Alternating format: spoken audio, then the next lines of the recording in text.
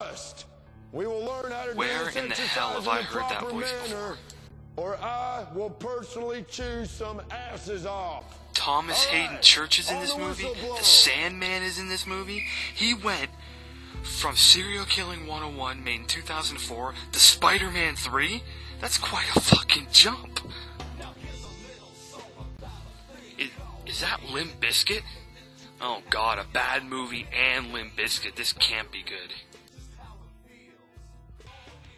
Corey Feldman's in this movie. Yes, Corey Feldman's in this movie. But I'm going to have to point him out because if you're not paying attention, you will miss him. Is Mr. Korn. Mr. Korn is Monkey, the vice principal. Anyway, so Jonathan Davis over there is his guidance counselor. So Jonathan Davis has a homework assignment, makes them think about where they're going to be in 10 years type of deal. Makes them write a stupid fucking essay about it. What's your job like? Where am I going to be in 10 years? Hopefully not watching this garbage movie. Yeah, knowing my luck will be in one. So here's our main character, Corey Nolan, who aspires to be a serial killer. What do all good serial killers do? They research it on Google. Yeah, I'm so sure they're going to have books on serial killers in the high school library. And cue in Lisa Loeb. You know, she plays the typical, stereotypical goth girl who wants to kill herself. Wah, wah, wah, cry me a river, life sucks, grab a fucking helmet.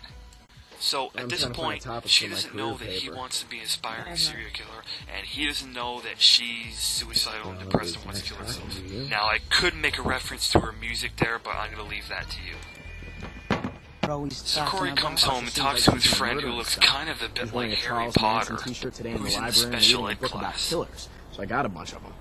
Chicks love these guys. So this just in, guys. Chicks love killers. Yeah, it works so well for Bundy and Manson and Dahmer. Yeah, okay there, buddy.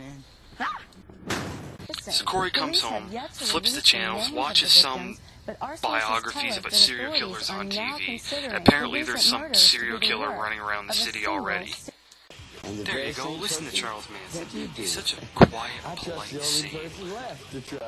Wait, you gotta listen to him yell at this dog. Will you please be quiet? Serial killer in training, folks.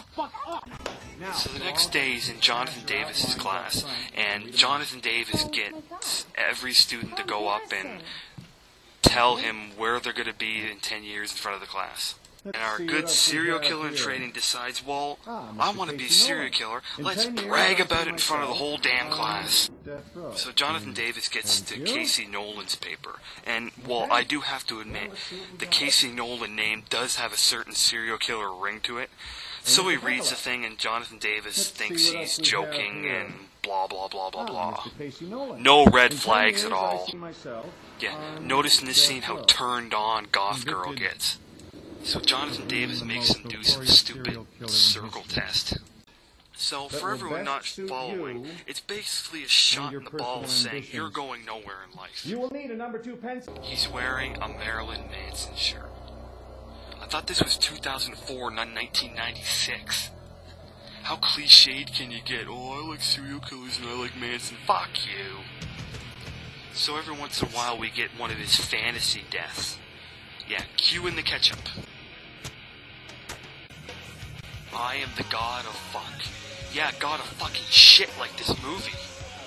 Yeah, scenes like this, you better cherish these precious seconds because there is not much of them in the movie. But why does she have a hot dog sticking out of her stomach? So Goth Girl, who obviously knows now that he wants to be a serial killer, moves in on him and they start talking to each other. How cute.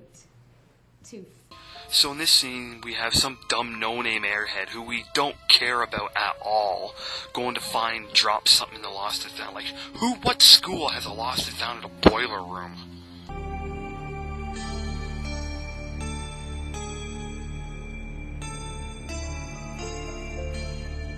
And what janitor hides in the boiler room and has his shirt off and just a tank top? If you don't recognize the guy, he also played a bit part in Halloween 4, he played the night watchman in a sane asylum. Now remember, there is an actual serial killer on the loose, so they're trying to build up the fact that, you know, it could be somebody in the school type of deal, but it's just not working. And I think we already guessed that the serial killer would be somebody in the school anyways. So he's in science class, and a young Jeffrey Dahmer to-be can't even dissect a pig. That's disgusting. So he's in the library reading another book on a serial killer, Psychosis of Murder or some garbage. And this is where they finally decide to work together and I help you become a serial killer and you let me be there's a pickup line for you. What? Yeah, you heard me. You want to die? After watching half of this, I want to jump off a cliff. Casey Nolan, kill me. Victim of So he has a parent interview with Jonathan Davis, and they tell him to shape up, and he ends up getting a high school shrink. So here's his second fantasy death, and this has to be the worst, I repeat, the worst decapitation I have ever seen. There's no ifs, ands, or buts. It's just bad. Fantasy or not, it's just terrible. Like, I mean, my God. That is some bad CGI. Okay, that is some really bad CGI. So that night, Casey and Goth Girl are deciding how he's going to kill his victims, and he gets this brainiac idea to go buy a whole bunch of power tools. And are you ready? Cue in Corey Feldman. He is the store clerk, and man, he must have been desperate.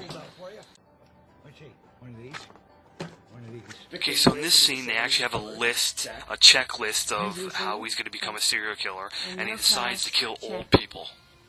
And when they're discussing this, they bring up the fact that Mr. Grimaldi, the gym teacher, who always picking on him, has the same type of car as the serial killer's vehicle of choice, hinting that he could be the serial killer that is terrorizing the city. Oh, the suspense. I wonder if it's him. But before he moves up to killing old people, they decide to, well, let's kill the barking dog that's annoying him all movie.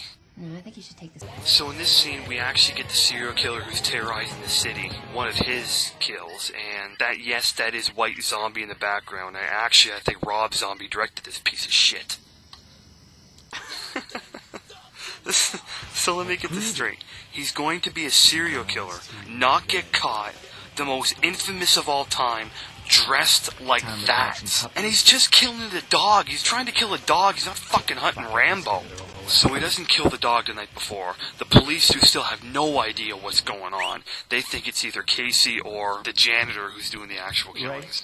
Meanwhile, Casey and Goth Girl start to figure out that Mr. Granger, the gym teacher, is the actual killer, like some Scooby-Doo episode.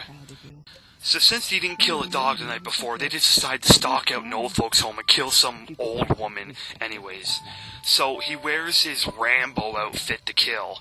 He ends up not killing her and spending like the entire night with her because she thinks he is her son or something. So Casey's friend, Harry Potter, his dad's a detective. So they find out background information on Mr. Granger and find out that he's the actual killer and went in some mental ward. Cliched. And so they go to the school to confront him because he captured Goth Girl. And now she doesn't want to die. So Mr. Granger has this hidden tortured death room in the school that he's hidden away somewhere where he has all these dead bodies and skulls everywhere from his victims.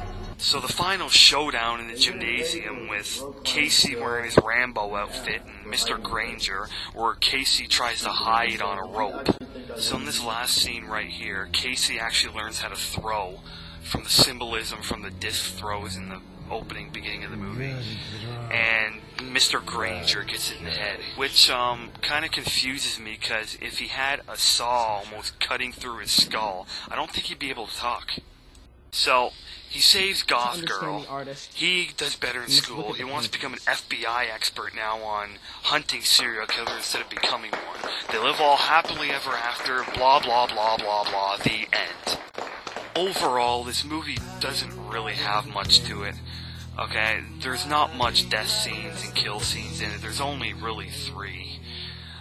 And they're bad, to say the least. The plot and story is just not there. The acting, though it's not bad, it's not great. Though it's a better movie than like Within the Woods, a CJ run, it's not much and it's really not worth your time.